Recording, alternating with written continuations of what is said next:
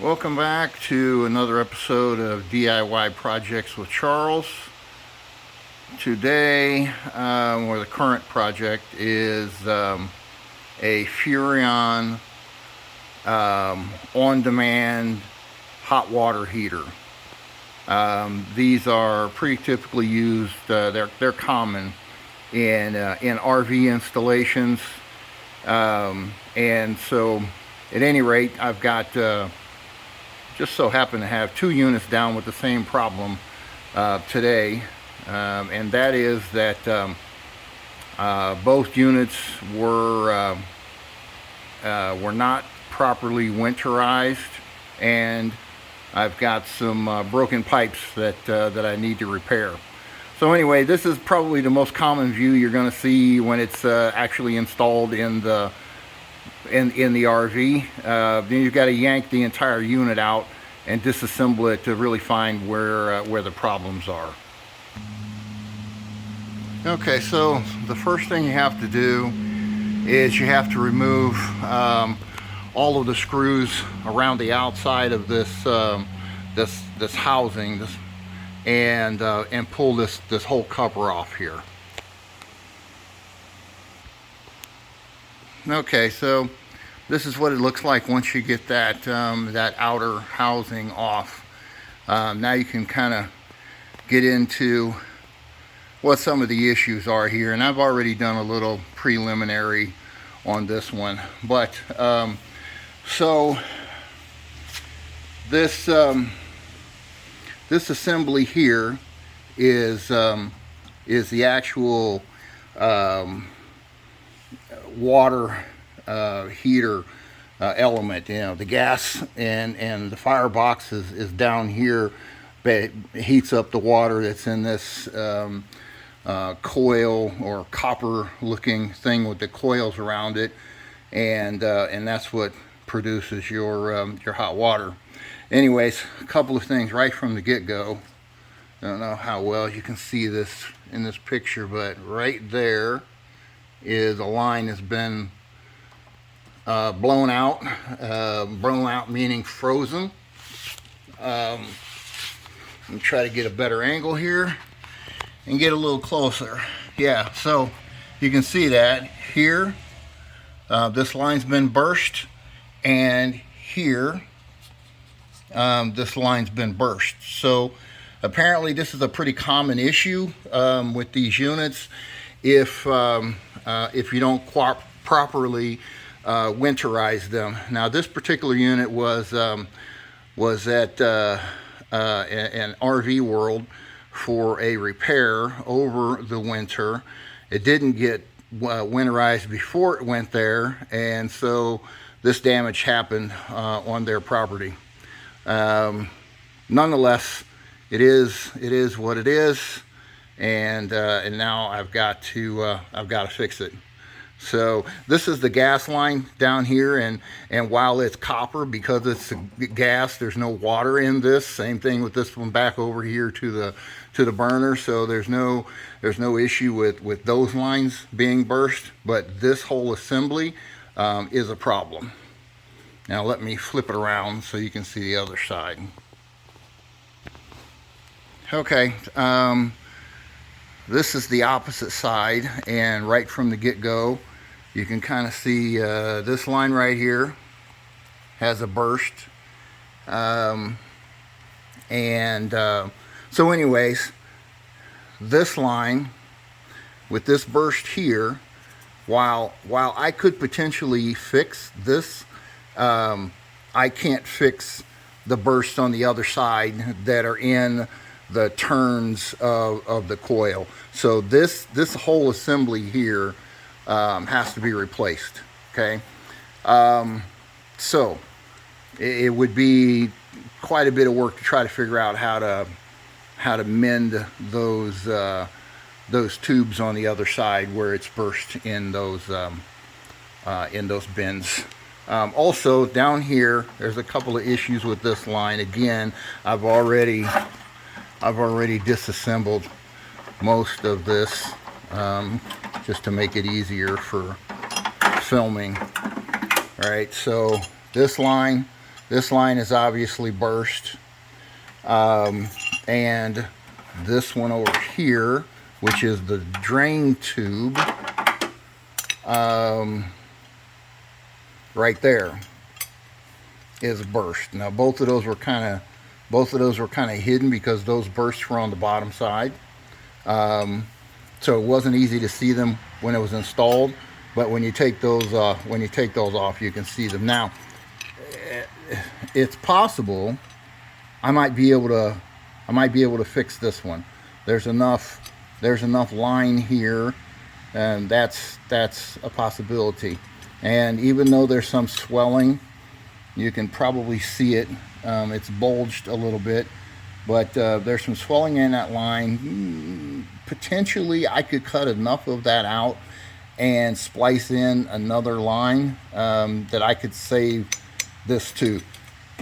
Now, this one right here, I'm not really sure what I'm going to do with this one. I may just have to replace the whole tube. Not sure if it can be repaired. If I could cut this off and save enough of it to be able to splice in somewhere down here, then I might be able to save it. But I'm thinking I'm probably going to end up replacing that. So at least the coil assembly has to be replaced. Potentially this line fixed, and this one, who knows? We'll see how it plays out. But that's the primary issue. Again, what they recommend is that these units are drained. So again, this is the drain tube. That's the lowest point in the whole unit. So you open the valve, you drain it out, and then basically you pressurize the whole system with air.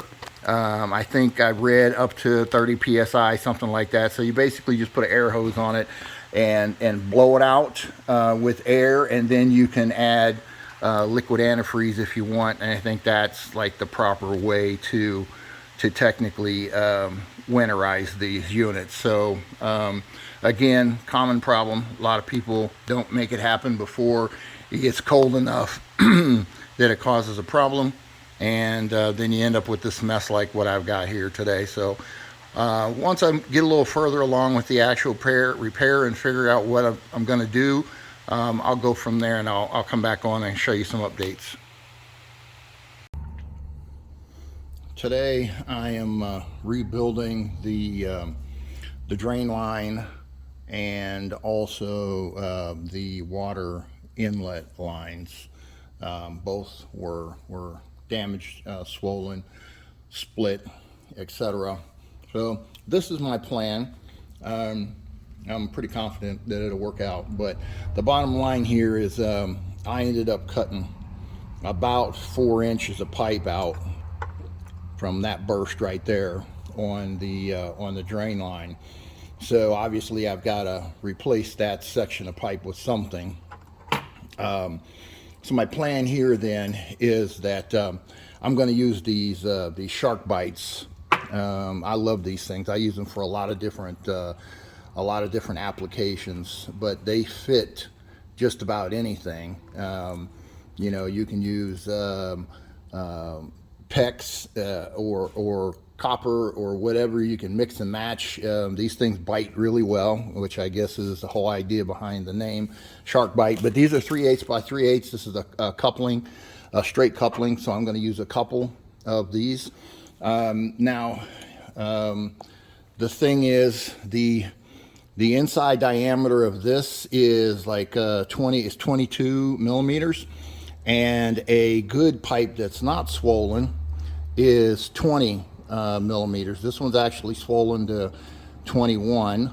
You know, I mean, it was swollen throughout this entire area, but at any rate, they wouldn't fit correctly. There's too much of a gap here, so you have to pretty much match the thickness of the shark bite in order for this thing to seal well. So so what I did was I got some of this tubing. This is inside diameter is 3/8 of an inch, outside diameter is a 1/2 inch. And so that that 1/2 inch pretty much matches up with the interior here. And so I'm going to put that plastic tubing right directly into here, and the other end of it is going to get like this one, where the copper pipe and a part of this tubing together makes up the difference. So you can see over here on this one, I've kind of already started that as well. So I took the copper pipe, and a couple of things you can do. You can warm up the copper pipe, and then it slides into, you know, just taking like a lighter like this and warming up the copper pipe, and then it'll push right into the plastic tubing without any issues, no damage, etc. It's a good tight seal, and that's basically what I got here and here. So that's how I made up the difference in the diameter between the copper pipe and the opening for the shark bite. So at any rate, shark bite coupling on each end with the tubing in between to get to whatever I need there. This total length of pipe is just over 10 inches from here to here, right, at this point. So I just basically need to put a small piece of the plastic tubing in between here once I get these connected to make sure I get the full 10 inches. So that's the idea, and I'll show you what it looks like when I get it going. Okay, this is the completed drain pipe. So I talked about earlier about how I use the other plastic pipe or the tubing around this copper piece. Same thing on this side. That worked really well. Made it the right size that it needed to be to fit in the shark bite. Originally, I thought I was going to be able to take that same tubing and use it in between here. Come to find out that this is 1 millimeter too small, so I couldn't use it. So I went with this. See if I can get it up close so you can see it. But this is, where are the dimensions? Well, that's interesting. It's on here someplace. Maybe it's not. Here we go. Down here at this end, down here. So this is, you can see right there, that's 3/8 inch PEX line, which is what these shark bites are primarily designed for. So I got the 3/8 inch PEX line to go in between them at the right length that I needed to make this whole thing go back together. So it really was very simple to do in the overall scheme of things. I'm going to go ahead and install it. Okay, so this is what it looks like installed. I pretty much got the same angles and that it originally was when it came out, because obviously there's a bend in the pipe here, and there would have been another bend in the pipe over here where it went that way. But at any rate, so that's installed. So I'm just going to hit this with a little bit of soap. I'm going to check and see if it's got any leaks now. I'm putting 50 psi on this. It's probably more than it would, you know, than most systems are gonna see. I mean, but we'll just see if we got any leaks or bubbles anywhere.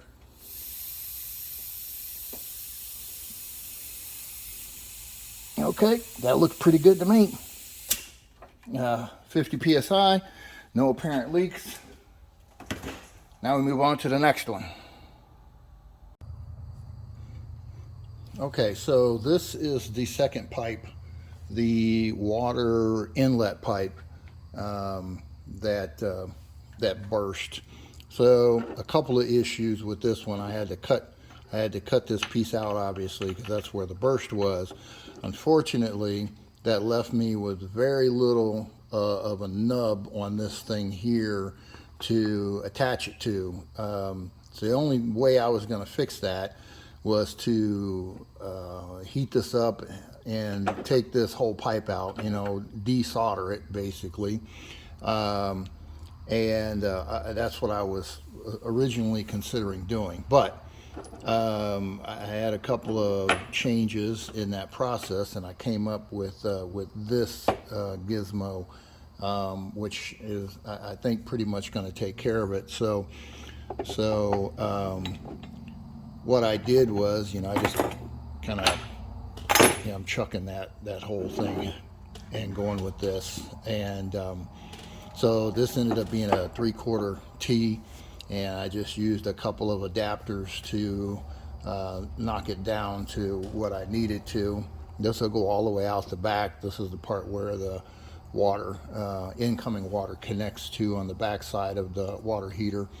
So it's got the valve and all of the stuff here that I need. I gained a little bit of height here, so I'm going to have to play with that adjustment once I get everything back and reinstalled. But I tested this. What was interesting about it is there's a filter in this thing here. I'll give you an idea. See that filter right there? And it actually fit in this 3/4 thread pretty good, but it leaked when I pressure tested it, so it wasn't a good strong seal. So I decided not to use it. I will worry about putting a filter back in this at a later time. Right now I just got a plug in the end of it.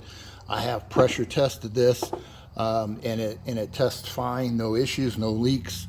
So it's going back in.